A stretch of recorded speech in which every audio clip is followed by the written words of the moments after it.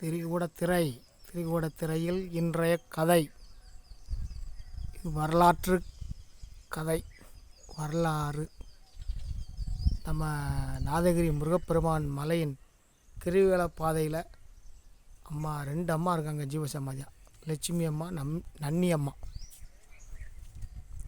நாதகிரி நமது தென்காசி மாவட்டத்தினுடைய அண்ணாமலையார் கோயில்.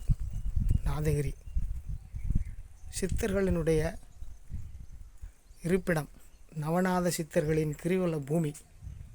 அந்த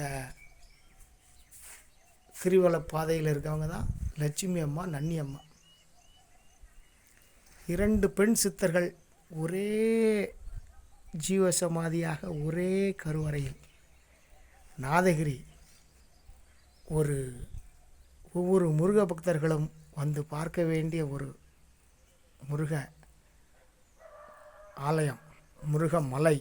நாதகிரி லட்சுமி அம்மா, நன்னி அம்மா பார்த்துக்கிடுங்க.